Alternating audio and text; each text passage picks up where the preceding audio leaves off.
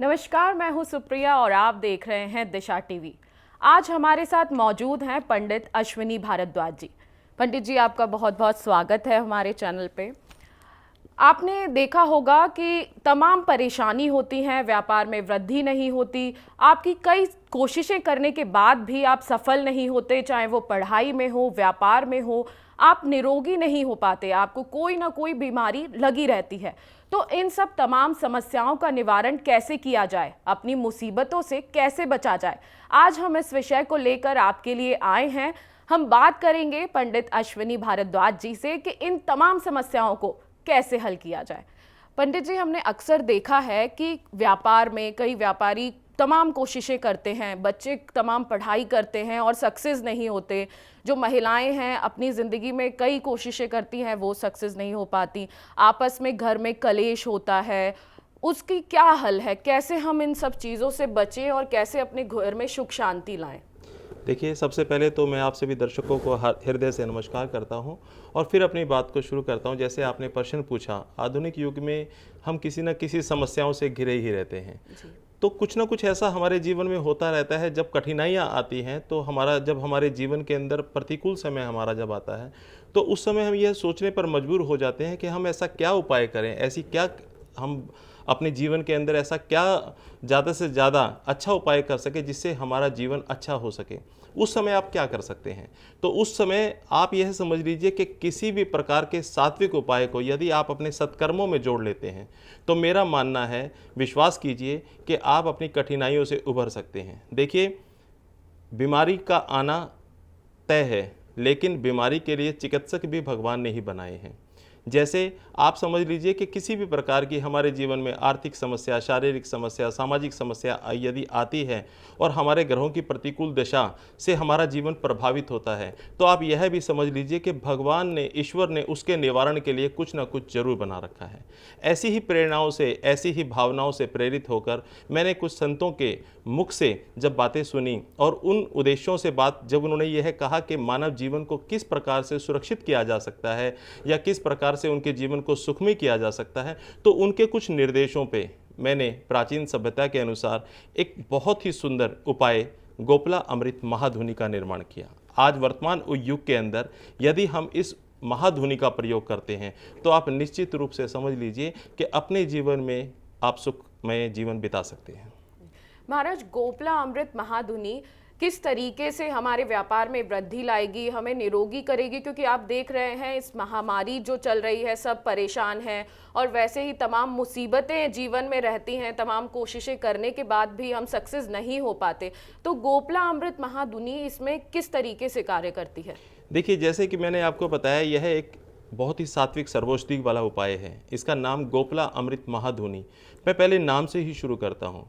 गऊ के उपले से बनी हुई यह धुनि, आप इसके अंदर देखेंगे, गऊ के उपले से बनी हुई यह धुनि आप समझ लीजिए जीवन का सबसे बड़ा सात्विक उपाय है। गऊ के उपले से आप इसके अंदर समझ लीजिए कपूर है, इसके अंदर प्राकृतिक औषधियाँ हैं, 14 तरह की सर्वौषधियाँ हैं, आयुर्वेदिक सर्वौषधियाँ हैं, उनका मिश्रण है। और सबसे बड़ी बात है कि इसके अंदर भाव से, भावना से हमने जो इसे अभिमंत्रित किया है, वह आपके जीवन को सुखमय बना सकता है। गोपला अमृत महाधुनि का जो नाम है वह गऊ के उपले से, यानी कि गोबर के कंडे से जो उपला बनता है, हम उसे आधुनिक युग में आज सबके मुंह पर गोबर उसे शब्द बोला जाता है, लेकिन मैं कहता हूं कि गौ माता का वरदान है। वह गौ माता के द्वारा दिया हुआ वर है, जिसे हम अपने जीवन में यदि उसे सात्विक रूप से उपाय कर लें, तो आप समझ लीजिए अपने जीवन को सुखमय बना सकते हैं। सुप्रिया जी, एक बात सुनिए, जब गौ माता पूरी सृष्टि के देवी देवता जब गौ माता में विद्यमान हो रहे थे, तो सबसे लास्ट में जो माता लक्ष्मी जी का जब समझ लीजिए जाना हुआ, तो माता लक्ष्मी जी ने गौ माता से यह प्रार्थना की कि जब सभी देवी देवताओं को आपने अपने शरीर के अंदर निवास स्थान दे दिया है, तो मुझे भी आपको ये निवास दीजिए। तो गौ माता ने यह कहा कि मेरे शरीर का सिर्फ पिछला भाग ही रिक्त बचा हुआ है, अगर आप उसमें वास करना चाहें तो यह अच्छा। तो उन्होंने लक्ष्मी जी को जो वास स्थान दिया वह अपने पिछले भाग में दिया, यानी कि गौ के गोबर में बहुत ज़्यादा ऊर्जा होती है और गौ में वसते लक्ष्मी। समझ लीजिए, यह बृहस्पति पुराण में भी लिखा हुआ है कि गौ माता के गोबर के अंदर कंडे के अंदर माता लक्ष्मी जी का वास होता है, जैसे थन में भगवती का निवास है, ऐसे ही समझ लीजिए यदि हम अपने घर के अंदर गऊ के उपले को जलाते हैं और गऊ के उपले के साथ इन 14 सर्वौषधियों के मिश्रण महाधुनि को जलाते हैं और उसकी धुनि करते हैं, तो आप निश्चित रूप से अपने जीवन को सुखमय और लाभकारी बना सकते हैं। जी, बिल्कुल सही बात है। हमारे साथ अभी कॉलर भी जुड़ चुके हैं दिल्ली से, तो हम उनकी परेशानी सुनते हैं कि वो क्या बोलना चाहते हैं।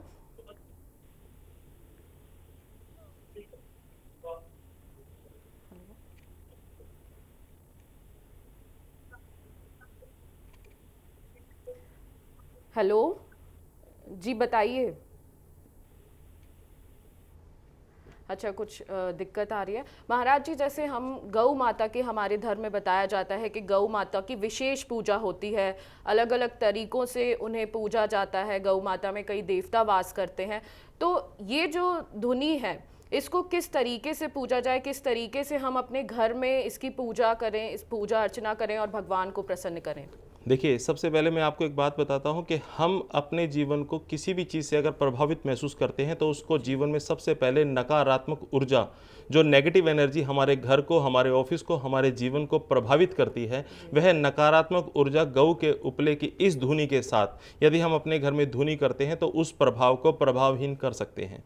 जैसे मैं आपको एक बात बताता हूँ कि गौ का उपला, उसके अंदर जब गौ माता में सभी सृष्टि के सभी देवी देवताओं का निवास हो गया, तो समझ लीजिए कि गौ के उपले को जब आप जलाते हैं और उसकी धुनी करते हैं तो माता लक्ष्मी की, माता भगवती की कृपा विशेषकर आप पर होती है। दूसरी बात है, इस औषधि के अंदर हमने, जैसे आप समझ लीजिए कपूर दे रखा है, या इसके अंदर एक हमने अमृत स्नानम, विशेष औषधियों के लिए, नवग्रह शांति के लिए एक अमृत स्नानम की हमने औषधि इसके अंदर रख रखी है, जिसमें हरड़, बहेड़ा, लोध, सर्वौषधि, हल्दी, ऐसी बहुत सारी चीज़ें हैं जिनके अंदर नवग्रह के लिए अभिमंत्रित कर कर हमने उन्हें इसके अंदर जो जगह दी है। अब आप समझ लीजिए, एक चुटकी यदि हम पानी की बाल्टी के अंदर नहाते समय इसको एक चुटकी अमृत स्नानम के नाम से इस औषधि को डालकर और गंगा जल की कुछ बूंदें यदि उसमें डालते हैं तो विश्वास कीजिए आपको हर्बल स्नान, हर्बल कांति, जो आपके मुख पर जो कांति बढ़ेगी, उसका कोई भी जगत में कोई भी उसका सानी ऐसा नहीं है कि उसको किसी आपको कोई प्रभावित ग्रह कर सकते हो।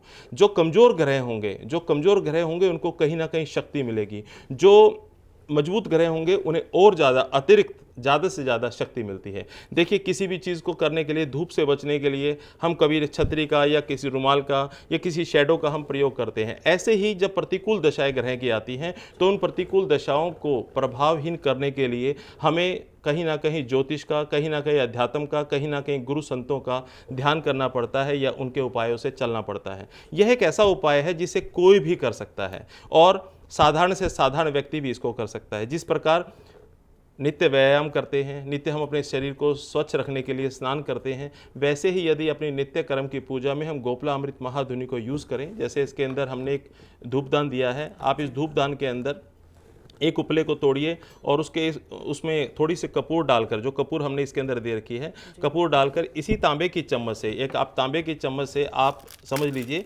जैसे आपने इस औषधि को इस तांबे की चम्मच में यदि इसमें डालते हैं और इसकी धुनी करते हैं तो आप अपने घर के अंदर कहीं ना कहीं पॉजिटिव एनर्जी, सकारात्मक ऊर्जा के प्रभाव को आप ज़्यादा से ज़्यादा फैलाते हैं।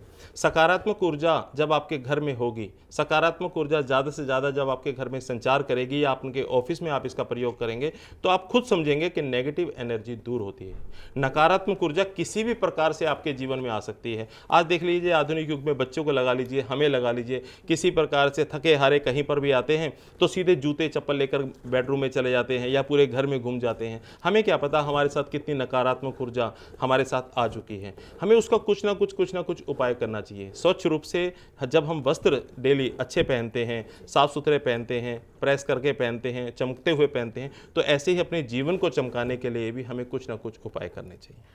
पंडित जी, मैं आपसे पूछना चाहूँगी कि जब हम घर में प्रवेश करते हैं और अक्सर ये होता है कि सुबह शाम भगवान की आराधना करते हैं, दीप जलाते हैं, तो गोपला अमृत महाधुनि जो है उसको किस समय मतलब प्रज्वलित किया जाए और भगवान की आराधना की जाए, और किस मंत्र के साथ उपचारण किया जाए ताकि भगवान की आराधना हो सके? देखिए, वैसे तो जो पूजा का समय है वह सुबह और शाम को यही पूजा मानी गई है, लेकिन मैं एक बात जानता हूं कि आज के समय के अंदर, दौड़ धूप के अंदर कुछ लोगों के पास समय नहीं हो पाता, कुछ को सवेरे जल्दी काम से जाना पड़ता है। मैं कहता हूँ समय की जैसी भी आपके ऊपर कृपा हो, यानी कि समय जैसा आपके पास हो वैसी आप पूजा कर सकते हैं। आप सुबह आपके पास समय हो तो सबसे अच्छा मुहूर्त होता है, सुबह आप उसकी पूजा कीजिए। मंदिर में आप इस धूपदान को रख के, इस गऊ के उपले को तोड़ के, इस कपूर का चूरा बनाकर आप इसमें अग्नि प्रज्वलित कीजिए। अग्नि प्रज्वलित करने के बाद आप तांबे की चम्मच से आप इसके अंदर धूनी डालिए और वहीं पर आप हरे कृष्ण कृष्ण कृष्ण हरे हरे, हरे राम राम राम हरे हरे, यह 16 अक्षर का जो महामंत्र है आपके जीवन को बहुत ज़्यादा सुखमय बना देगा। क्यों? क्योंकि इससे क्या होगा कि आपके अंदर की जो भावना है, आपके अंदर का जो विश्वास है, क्योंकि जब तक वह मजबूत नहीं होगा आप किसी भी चीज़ के प्रभाव को प्रभावहीन नहीं कर सकते। और गौ माता के उपले के अंदर बहुत ज़्यादा ऊर्जा होती है। गीले गोबर के अंदर, वैज्ञानिक शोध से मैं आपको बताता हूँ, गीले गोबर के अंदर 21 से 22% ऊर्जा होती है।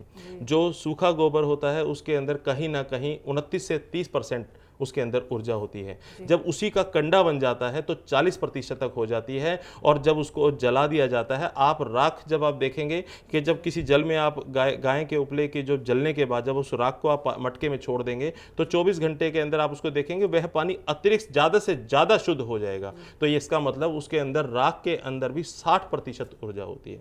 तो इन सब शोधों से यह पता चलता है, जरूरी नहीं है कि कोई हमें बताए कि आपका जीवन इस दशा से प्रभावित हो रहा है, आप इस कारण से परेशान हो रहे हैं। मैं तो कहता हूं जैसे व्यायाम करते हुए आप अपने जीवन को समस्त जीवन आप अपना स्वस्थ रखना चाहते हैं, वैसे ही अध्यात्म की दृष्टि से यदि आप गोपला अमृत महाधुनि का प्रयोग नित्य नेम से अपने घर में करते हैं तो परेशानियां वैसे भी नहीं आएंगी या प्रभावहीन हो जाएंगी। इसी चीज़ को हमें प्रयोग करना चाहिए। सुबह या शाम जैसे भी आपके पास समय हो उस समय के अनुसार आप इसको पूजा करनी चाहिए। आपको अपने पूजा के समय में इसको ढाल लेना चाहिए और ये आप करके देखेंगे तो आप स्वयं ज़्यादा से ज़्यादा इसका प्रयोग करेंगे। देखिए, पंडित जी ने बताया एक साधारण सा उपाय है, हरे राम राम राम हरे हरे, हरे कृष्णा कृष्णा कृष्णा हरे हरे। इसी मंत्र के साथ आपको उच्चारण करना है और भगवान का ध्यान करना है गोपला अमृत महाधुनि के द्वारा। पंडित जी, हमारे यहाँ कई सवाल ऐसे आते हैं कि व्यापार में वृद्धि नहीं होती, उनकी तमाम पैसे लग जाते हैं, लेकिन सफलता हाथ नहीं लगती, और कई व्यापार करने के बावजूद भी वो नकारात्मक अपने अंदर सोच ले आते हैं कि अब हम नहीं कर पाएंगे। तो व्यापार में वृद्धि लाने के लिए ऐसा क्या करें, या जो ऑफिस होते हैं उसमें ऐसा क्या करें, क्या रखें, या वहाँ इन चीज़ों की पूजा करें ताकि सुख शांति और उनका सब बन सके? देखिए, ज्योतिष के माध्यम से तो बहुत सारे उपाय हैं। कुंडली के माध्यम से आप हम देख सकते हैं कि आज इसकी ग्रह दशा, इस जातक की ग्रह दशा क्या चल रही है, कौन से ग्रह से यह प्रभावित हो रहे हैं। उस चीज़ का दान पुण्य, उस चीज़ का मंत्र उच्चारण यदि हम करते हैं तो कहीं ना कहीं हमें लाभ मिलता है। लेकिन फिर भी कुछ चीज़ें ऐसी होती हैं, जैसे भोजन हमारे शरीर के लिए आवश्यक है। अब क्या आप यह समझ सकते हैं कि हम जब किसी ब्याह शादी में या किसी मंगल कार्यक्रम में जब हम जाते हैं तो क्या एक ही दिन में हम पूरे महीने का भोजन कर लेते हैं? नहीं, हमें भोजन तो नित्य अपने जीवन को सुरक्षित रखने के लिए, स्वस्थ रखने के लिए भोजन तो डेली ही करना पड़ता है। वैसे ही एक दिन का हवन यज्ञ करने से हम अपने जीवन में पुण्य की प्राप्ति करते हैं। लेकिन यदि सूक्ष्म यज्ञ हम अपने जीवन में नित्य नेम से करते हैं तो कुछ ना कुछ जो नज़र दोष, जैसे किसी का व्यापार बहुत अच्छा चल रहा है और चलते चलते उसको लगता है कि नज़र लग गई है। कई लोग सोचते हैं कि अरे यार आपका तो व्यापार बहुत अच्छा चल रहा है, और उसको लगता है कि कोई टोक हो चुकी है, या किसी ने कोई टोना टोटका कर दिया है, या किसी ने किसी प्रकार का प्रभाव कर दिया है। तो उस चीज़ को दूर करने के लिए, उस चीज़ को हटाने के लिए आप गोपला अमृत महाधुनि का प्रयोग कर सकते हैं। आप नमक, एक क्या कहते हैं, गिलास के अंदर, शीशे के गिलास के अंदर नमक आप अपने बाथरूम में, घर के बाथरूम में रख सकते हैं। आप अपने ऑफिस में भी कहीं काउंटर के ऊपर साबुत नमक को शीशे की कटोरी के अंदर रख सकते हैं, राई उसमें रख सकते हैं, और गोपला अमृत महाधुनि की धुनी कर कर उसको ज़्यादा से ज़्यादा वहाँ से नकारात्मक ऊर्जा के दोष को दूर कर सकते हैं। यह सबसे बड़ी बात है। देखिए, हमारे गुरु एक चीज़ बताते हैं, सबसे पहला जो जीवन में कोई कार्य है तो वह है मंत्र जाप। यानी कि आप जैसे समझ लीजिए बहुत आसान है और सबसे उत्तम है हरे कृष्ण कृष्ण कृष्ण हरे हरे, हरे राम राम राम हरे हरे। अब यह जो मंत्र है इसका उच्चारण करिए। अपने ग्रह दिशा के जो प्रतिकूल दशा है उस दशा के अनुसार आप दान पुण्य कीजिए।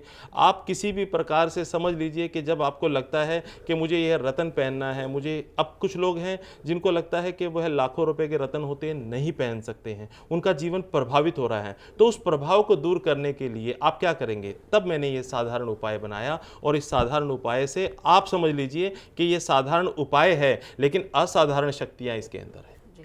कई बार आपने जैसे रत्न की बात की, तो जब भी पंडित जी महाराज के पास जाइए तो वो कई प्रकार के रत्न बना देते हैं, और आपको भी जैसे पता है कि रत्न कितने महंगे होते हैं। तो आप कहना चाह रहे हैं कि ये उस चीज़ में कारगर रहेगा, नकारात्मक ऊर्जाओं को दूर करेगा। देखिए, मैं आपको एक बात बताता हूँ, ये प्रेरणा जब मुझे मिली थी तो मैं अपने गुरुदेव के पास बैठा हुआ था। तो गुरुदेव से जब कोई किसी प्रकार का जब चर्चा चली तो उनसे यह पता चला कि हमारा जीवन जो प्रभावित होता है उस प्रभाव को हटाने के लिए जीवन में क्या क्या चीज़ें काम करती हैं। मेरा मानना यह है कि एक आदमी जिसकी जो आमदनी है वह साधारण है, समझ लीजिए वह 10 से 15 हज़ार रुपये महीना कमाता है, तो क्या आप समझ सकते हैं कि वह अपने जीवन को सुरक्षित करने के लिए यदि उसको पुखराज, नीलम या कोई भी रत्न ज्योतिष के माध्यम से पहनना है और वह नहीं पहन सकता है, तो क्या उसका भाग्य नहीं बदल सकता? नहीं। शास्त्र कुछ और कहते हैं। शास्त्र यह भी कहते हैं कि अगर किसी चीज़ का कोई चीज़ नहीं है तो उसका सब्स्टिट्यूट भी बना हुआ है। अगर मान लो वह सब्स्टिट्यूट खरीदने में भी समर्थ नहीं है तो समझ लीजिए जैसे किसी को अपने सोम उपाय करना है कि अपने चंद्रमा से संबंधित कोई उपाय करना है, तो बेलपत्री की जड़ को आप अपनी कलाई पर बांध सकते हैं सफ़ेद धागे के अंदर।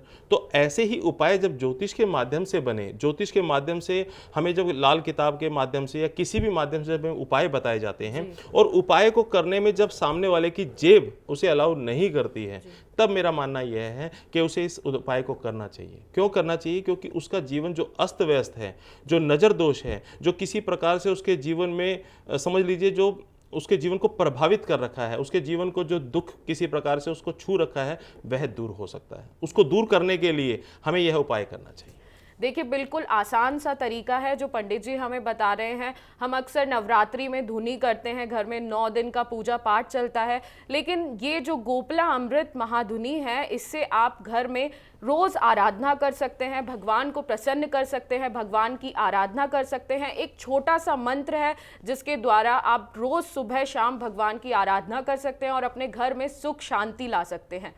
पंडित जी, अक्सर महिलाओं का सवाल रहता है, वो अपने बच्चों से काफ़ी परेशान रहती हैं कि बच्चे पढ़ते हैं, स्कूल में फ़ीस ज़्यादा दे रहे हैं या कॉलेज में हम फ़ीस ज़्यादा दे रहे हैं, वो पढ़ रहे हैं, कोचिंग कर रहे हैं, लेकिन सक्सेस नहीं हो पा रहे। तो इसमें ये कितना कारगर है और क्या जो स्टूडेंट्स हैं, बच्चे हैं, उनको ये इसका प्रयोग करना चाहिए? देखिए, इसमें कुछ बातें हैं वह अपने जीवन में जोड़ लेनी चाहिए कि वास्तु दोष का कई बार इसमें प्रभाव महसूस करते हैं। वास्तु दोष का प्रभाव कैसे महसूस किया जाता है, हमारे सर बताते हैं या हमारे जो विद्वान बताते हैं, वह यह बताते हैं कि जब हमारे घर के अंदर हम सोने वाले कमरे के यानी कि नॉर्थ ईस्ट के कमरे के अंदर जब हम सोचते हैं कि बच्चे का वहाँ पर यदि हम पढ़ने का स्थान बना दें तो वह ज़्यादा से ज़्यादा प्रगति करेगा।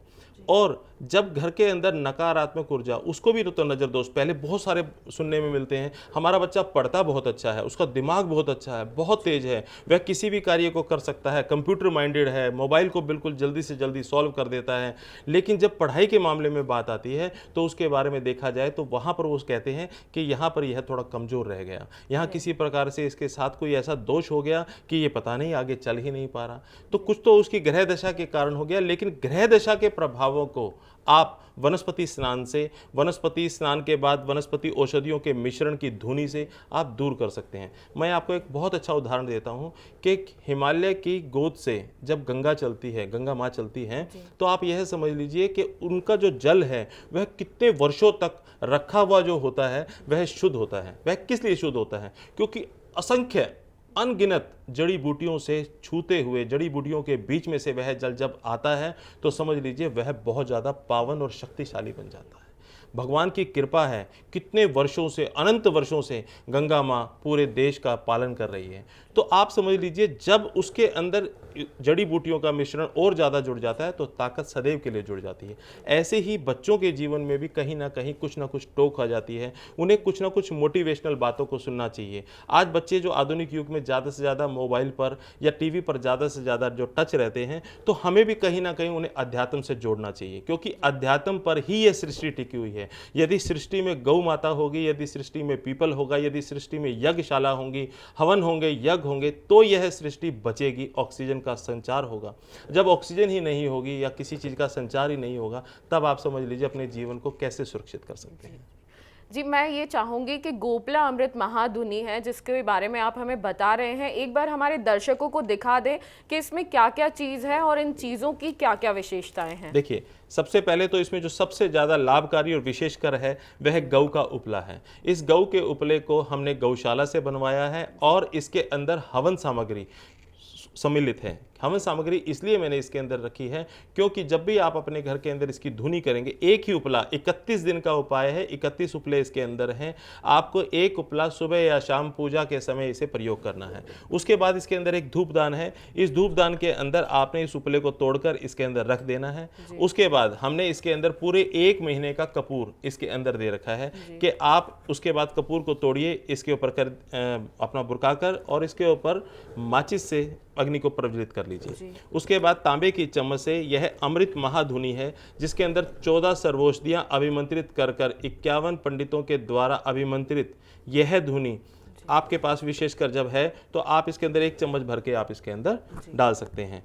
यह सब करने से पहले आपको स्नान के अंदर यदि आप 1 चुटकी पानी की बाल्टी में अमृत स्नानम नवग्रह शांति के लिए और गंगा जल की बूंदें जो गुलाब जल के साथ मिश्रित हैं, यदि आप इन बूंदों को उसके अपने जल के अंदर डालते हैं तो कहीं ना कहीं आपका शुक्र मजबूत होता है, कहीं ना कहीं माँ लक्ष्मी की कृपा आप पर होती है। और आप इस स्नान के बाद जब इस धुनी को करते हैं तो आप समझ लीजिए इसके अंदर एक किताब है जिसे आप शिव सहस्त्र नाम, भगवान शिव सृष्टि के रचयिता हैं, आप शिव सहस्त्र नाम का जाप कीजिए। इसके अंदर भगवान शिव के 1008 नाम हैं। यदि आपके पास समय का अभाव है तो आप 50 नाम, 51 नाम, 108 नाम डेली भी पढ़ सकते हैं और धीरे धीरे इसको पूरा पढ़ा जा सकता है। इसके अंदर एक कलावा है जो अभिमंत्रित है और आप कलावे का, इसकी विशेषता यह है कि आप इस कलावे से अपने घर या ऑफिस के बाहर 11 या 21 आम के पत्ते या अशोक के पत्ते बांधकर एक बंधनवार बना सकते हैं, जिससे आपके घर के अंदर नकारात्मक ऊर्जा का प्रवेश नहीं होगा। शुक्ल पक्ष के पहले दिन आप बांध दीजिए और शुक्ल पक्ष के आखिरी जो दिन है उस दिन आप इसको उतारकर नई बंधनवार लगा दीजिए। तो 15 दिन जो आपके शुक्ल पक्ष के थे वह सुरक्षित गए और 15 दिन जो कृष्ण पक्ष के हैं उसमें भी आपके सारा जीवन जो है वो सुरक्षित हो जाता है। मैं यह नहीं कहता कि समस्याएं जीवन में नहीं आएंगी, समस्याओं का मैं फिर भी कह रहा हूं समस्याओं का आना तय है। समस्याएं जीवन में आती हैं। क्या हमें बुखार नहीं होता, क्या हमें खांसी नहीं होती, या हमें किसी प्रकार का वायरल या वायरस हमें नहीं छूता, लेकिन क्या उसका उपाय नहीं है? उसका उपाय भी प्रकृति के अंदर ही है, उसका उपाय भी प्रकृति ही जन्म देती है। अगर आज हम अपने आप को सोचें कि हम अपने शरीर को फास्ट फूड से ही या किसी चीज़ों से ही सुरक्षित रख सकते हैं, तो नहीं। जमीन, धरती माँ जो अन्न पैदा करती है उस अन्न की मजबूती के, उस अन्न को खाने के बाद जो हमारे शरीर की मजबूती मिलती है उसी से ही हम जीवित रहते हैं। तो इन 9-10 जो हमने इनके अंदर चीज़ें जो हमने इसके अंदर रखी हैं, उसके बाद नित्य नेम से सबसे पहले जो विशेषकर बात है कि आप किसी भी आज पंडित से, पुरोहित से, पुजारी से यदि पूजा कराते हैं तो वह कुछ ना कुछ, देखिए, आप उनको दान दक्षिणा आपको देनी बनती है और देनी भी चाहिए। लेकिन हम क्या करते हैं, जिसके घर में भी यह गोपला अमृत महाधुनी जाती है पूरे महीने तक निःशुल्क उसका जाप हम अपने घर से करते हैं, अपने आश्रम से करते हैं, अपने मंदिर से करते हैं। उसी के कारण ये होता है कि हम उसका कोई चार्ज नहीं लेते, किसी से कोई शुल्क नहीं है। जब भी आपको हमें शुल्क देना हो तो आपने सिर्फ इतना करना है कि आप हमारे नाम से, हमारी फीस के माध्यम से 11 रुपये, 21 रुपये या जो भी स्वेच्छा से आपका मन हो, आप जितना ज़्यादा से ज़्यादा कर सके, आप किसी गाय को बड़ी अच्छी तरीके से फल खिलाएं, किसी मंदिर में दान दें, किसी असहाय व्यक्ति को दान दें, तो समझ लीजिए हमें हमारी फीस मिल जाएगी। बिल्कुल सही कहा आपने। गोपला अमृत महाधुनी के द्वारा आप अपने सारे संकट दूर कर सकते हैं। आप इसको एक बार आजमा के देखिए। पंडित जी, मैं ये पूछना चाहूँगी कि जैसे कलावा है, हम अक्सर कोई त्योहार होता है जब अपने घर पे कलावे में आम के पत्ते बांधते हैं, तो उसका क्या महत्व होता है? वो ऐसे क्यों बांधा जाता है? देखिए, कलावा एक रक्षा सूत्र है, कलावा कलाई पर बांधा जाता है, रक्षा सूत्र है। इसके अंदर कहीं ना कहीं धार्मिक प्रतिष्ठा जुड़ी हुई है, भगवान का बहुत ज़्यादा अटूट विश्वास। जब इसको हम चरणों में रखते हैं, अभिमंत्रित करते हैं, मंत्रों के साथ उच्चारण करते हैं। जब आप कभी भी देख लीजिए कि जब हम किसी अपने हाथ हथेली पर आचमन करते हैं तो लिखते हैं ओम केशवाय नमः, ओम माधवाय नमः, ओम नारायणाय नमः। इससे क्या हुआ कि उस जल के अंदर भगवान के नाम का जब चरणामृत उसे बना दिया और वो भगवान के नाम का जब उच्चारण हो गया तो समझ लीजिए वह अमृत समान हो गया, वह एक सर्वौषधि हो गया, वह एक संजीवनी हो गया।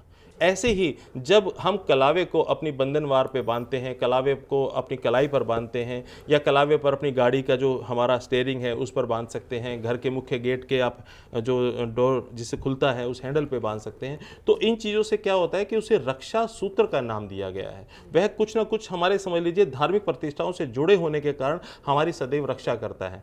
अशोक के पत्ते जब हम उसमें उसके साथ बांधते हैं तो शोक को खत्म कर दे, जो किसी प्रकार के दुख को खत्म कर दे, वह अशोक है। तो अशोक के पत्ते और आम के पत्ते, क्योंकि आम की लकड़ियों का हवन भी होता है, तो अशोक के पत्ते और आम के पत्तों की जब बंधनवार बांध देते हैं तो किसी प्रकार से समझ लीजिए आपके घर के अंदर सात्विक रूप से सकारात्मक ऊर्जा का संचार होता है और नकारात्मक ऊर्जा दूर होती है। पंडित जी, आपने बिल्कुल बेहद सही बात बताई है, लेकिन एक सवाल हमेशा रहता है लोगों का कि गौ दान करते हैं, सबसे पहले जो रोटी बनाते हैं हम सबसे पहली रोटी गौ माता के लिए निकालते हैं, लेकिन अक्सर लोगों का ये प्रश्न आता है हमारे लिए कि हमारे आसपास आजकल गौ माता नहीं दिखती, तो हम कैसे सुबह उस रोटी का क्या इस्तेमाल करें, कैसे गौ माता को दान करें, कैसे जो पहली रोटी है उसको गौ माता तक दें, या उस रोटी का क्या करें? देखिए, आज तो जहाँ भी हम पूरे भारत में देखेंगे तो बहुत ज़्यादा गौशालाओं का बहुत ज़्यादा विद्यमान है। गौशालाओं के अंदर जो गौ सेवक हैं वह कितनी गौ सेवा करते हैं जिससे हमारी सृष्टि बची रहती है। गौ के गोबर का जब धरती पर होना, गौमूत्र का छिड़काव होना, तभी सृष्टि के अंदर ज़्यादा से ज़्यादा सात्विकता और पॉजिटिविटी बनी हुई है।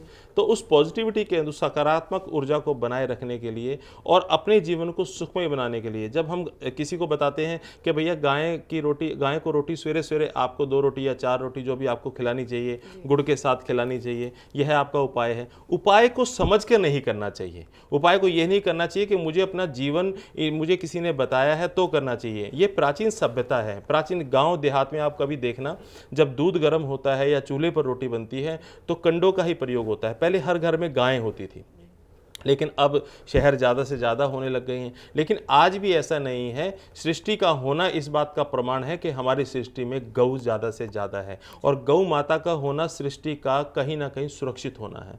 तो गौशालाओं के अंदर गौ माता बहुत हैं, आप जा सकते हैं। पूरे महीने के अंदर आप उनकी चिकित्सा के लिए कहीं ना कहीं आप वहाँ पर कोई रसीद कटवा सकते हैं, दान पुण्य कर सकते हैं, अन्न का दान कर सकते हैं, दवाइयों का दान कर सकते हैं किसी प्रकार से। अब आप समझ लीजिए कि आपके घर के आसपास, जैसे आपने पूछा कि गाय नहीं मिलती हैं, तो मेरा मानना यह है कि आप उस एवज में कहीं ना कहीं गौशाला में हफ्ते में एक बार ऐसा जाएं, आप किसी गौ माता की सेवा को प्राप्त कर लीजिए कि मैं पूरे महीने में अपनी स्वेच्छा से अपनी जो मेरी आमदनी है उस आमदनी में जो मेरी खुशी से मैं कर सकती हूँ या कर सकता हूँ, तो उसके लिए कुछ भी आप अनुरूप निकलवाइए। और आप देखिए कि गौ माता के लिए जो आपने जरा सा प्रयास किया है वह आपको 100 गुना, कई गुना, अनंत गुना बनकर आपके पास आएगा, क्योंकि पुण्यों से कमाई होती है वह किसी चीज़ से कमाई नहीं होती। हर समय आज हमारे देश में किसी न किसी प्रकार की यदि समस्या आ जाती है तो हमारे पुण्य कर्म, हमारे ऋषियों के, हमारे संतों के इस सृष्टि पर जो बहुत ज़्यादा यज्ञ, हवन, मंत्र, जाप हैं, उसी के कारण ये सृष्टि बची हुई है, वैसे नहीं बच सकती। तो आप समझ लीजिए कि जब इतनी सब चीज़ें विद्यमान हैं तभी तो गौ माता का कितना प्रभाव है, ज़्यादा से ज़्यादा प्रभाव।